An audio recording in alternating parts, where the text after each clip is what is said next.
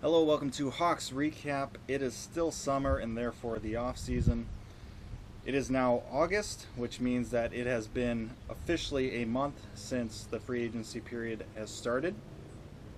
It also means that we are about a month and a half away from training camp starting and the preseason starting, and then eventually the season starting. So, slowly but surely, we are making progress towards the beginning of this next season. So not a lot has happened since my previous video. It is the off season after all. The prospect camp did occur, and as everyone wanted to see how the big name would do, that would be Alex DeBrincat. And I think it became quite apparent that he's going to need at least a good chunk of the season down in Rockford to really see and get his game up to NHL level. But in fairness, I think that's going to be the case with pretty much all the prospects at that camp. It's really tough to be able to tell how they're going to translate from that. Obviously, some guys look better than others, but it's all inter-squad and it's all among prospects. You don't really know how they're going to gel with the rest of the big league team and how they might fit in to that big league team. So it's tough to tell from that standpoint. Alex DeBrincat, pure goal scorer, scored with Connor McDavid as a teammate, scored with Dylan Strome as a teammate, scored with neither of those two as teammates in the OHL. So we know he can score. Obviously skating has been kind of a knock of his, but he plays a little bit bigger than his size and get some experience down in Rockford. Who knows? Maybe he'll be up quicker than we think. But I think he's going to at least start down there. I don't think he's going to play center when he eventually comes up to the Blackhawks organization. I think he'll be probably slotted in as a winger. But that was pretty much it from prospect camp. The Blackhawks Convention also took place. It's good to see photos of Saad and Sharp back donning the red, white, and black. And speaking of donning the red, white, and black, they were actually wearing the old Reebok jerseys. Kind of interesting. Not quite sure what that's all about. Might just be the NHL saying, or the Blackhawks saying, hey, we still have these Reebok jerseys. Hint, hint, buy them, please. Give them off our hands. Please. My thought, my hypothesis is more of Adidas hasn't sent all the jerseys to the teams yet. They probably will package them up and send them closer to when training camp or preseason starts, when the actual games start and they actually need them.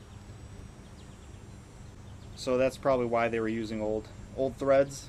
Obviously, guys like Kane and Taze and guys who have, promotional video shoots, with Bauer or Warrior or whomever.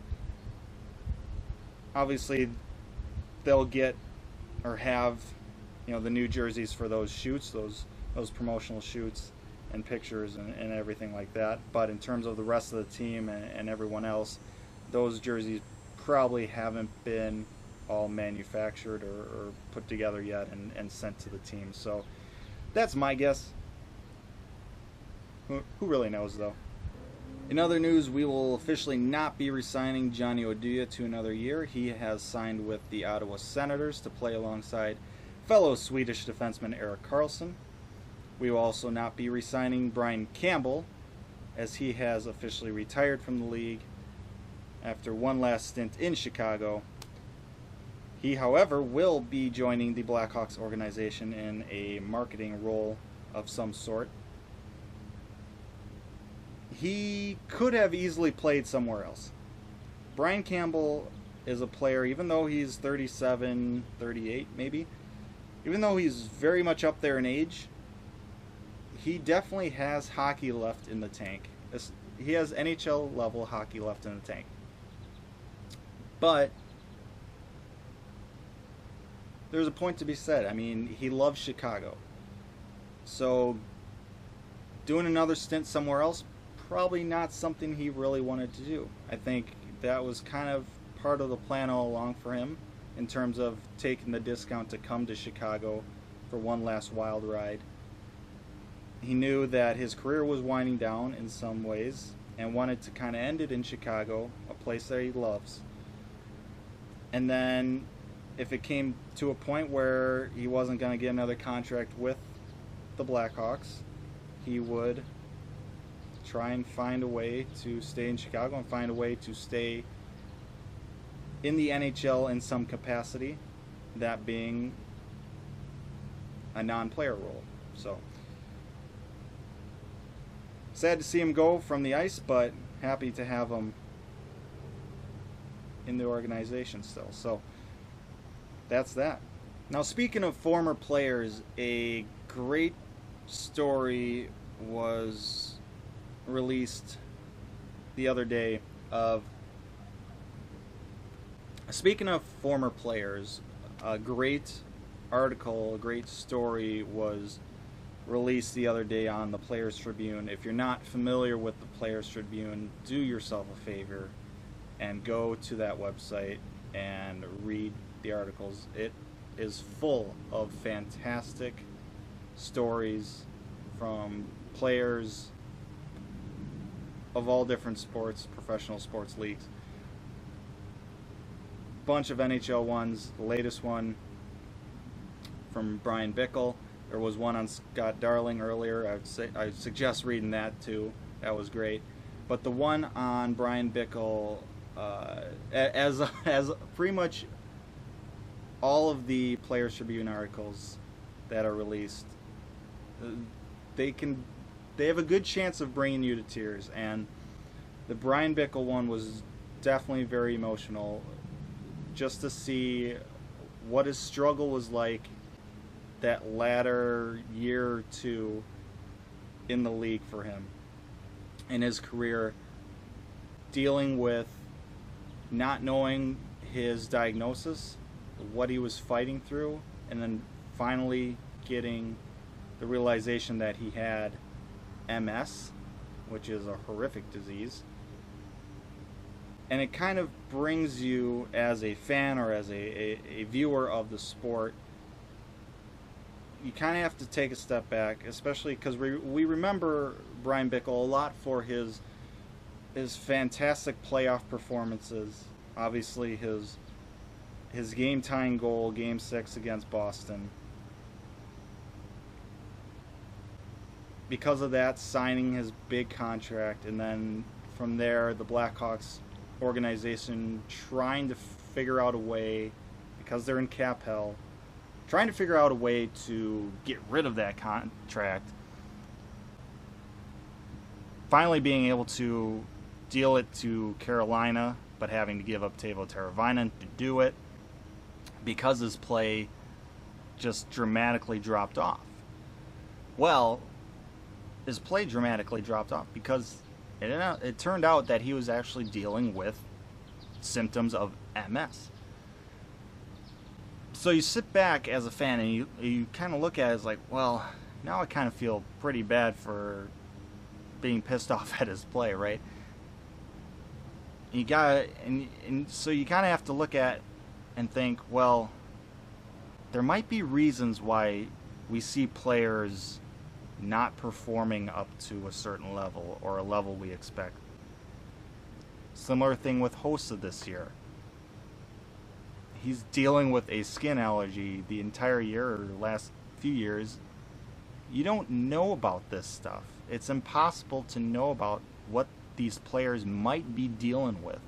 So it's not as cut and dry as maybe, hey, maybe you should stop being lazy and actually move your legs and skate on the ice, you know?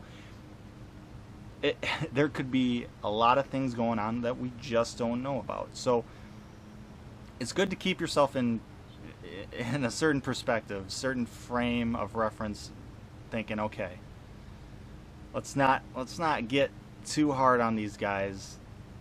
They're the top hockey players in the world. Even guys like Bryan Bickell or guys like,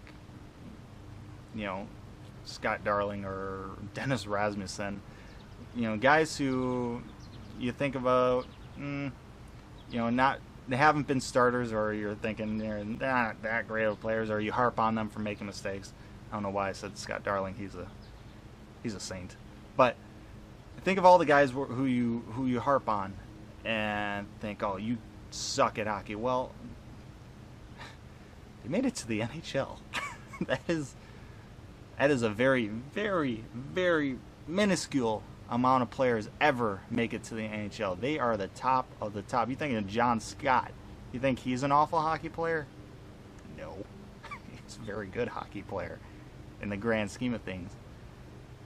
He's obviously not the level of Crosby or McDavid or Taser or Kane or guys like that, but they're still really, really good hockey players. And they all want to win. They're all competitors. So for them to not be playing and going in slumps and trying to figure out why it's causing it, take a step back a little bit. Calm down a little bit. Let's not freak out too much. Let's not start throwing death threats their way and stuff like that. Every fan base has crazy fans, lunatic fans. Blackhawks fan base, we have lunatic fans. We're not any special in that case compared to any other franchise. As you've probably seen if you've watched these videos, I try not to be lunatic. I try to be fairly level-headed in things. So I'd like to at least say, hey, please try to stay somewhat level-headed. It's great to be passionate, and that's what being a fan is all about. For sure, be passionate. But let's not be Philly fans, right? Hey there, thanks for watching this episode of Hawks Recap. I really hope you enjoyed it. Let me know your thoughts in the comment section below. Also, like and subscribe if you want. Really helps me out. It also helps you out, knowing when the next one of these videos goes live. You can also follow me on social media, see other tomfoolery and hot takes. With all that said, stay safe, make good decisions, keep being awesome. I'll see you next time.